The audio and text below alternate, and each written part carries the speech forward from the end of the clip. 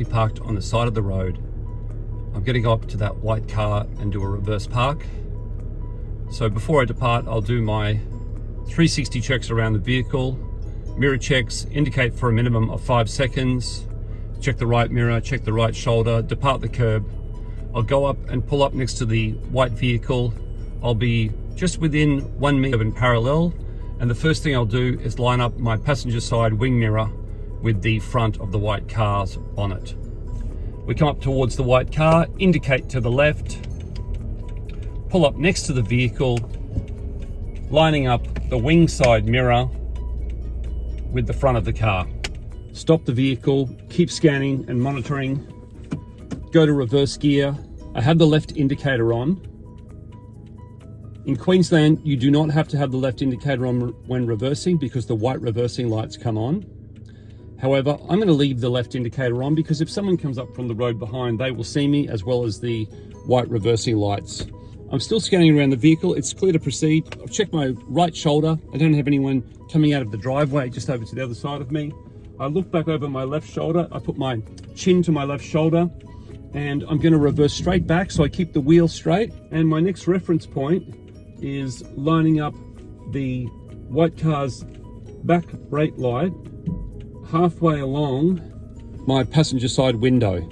Okay, so I'm turning and looking, and my reference point is the brake light on the parked vehicle. It's clear to proceed, so what I do next is I continue to scan my road environment and I steadily turn the steering wheel to full lock to the left, and I keep reversing, I keep monitoring, I keep scanning until I establish my next reference point, which is the brake light on the white car halfway along the passenger side window. At that point, I continue to scan. I'm on about roughly a 45-degree angle. So what I'll do is continue to reverse and gently bring the steering wheel back to the right. And I'm still monitoring and scanning, still working the steering wheel back to the right. And I'm coming in behind the white car and then I'm stopping.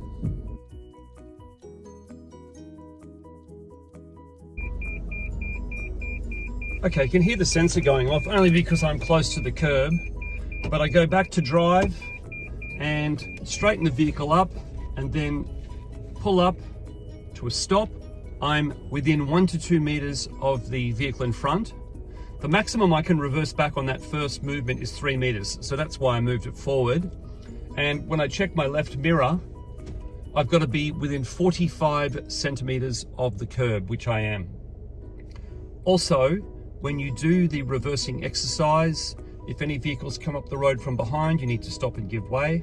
In terms of movement of the vehicle, I can do a maximum of 3 movements. 1 back, 1 forward, and 1 back again. So if you needed 1 more movement to shimmy it into space, that's correct. Another question that I commonly get asked is, if someone does the reverse park and the wheels, they do it first go and their wheels are pointed to the right, can they leave the wheels pointed to the right or do they need to straighten them up? You can leave the wheels pointed to the right, and the reason some trainers do that is so that when the driver moves out from the parked position, their wheels are already pointed to the right.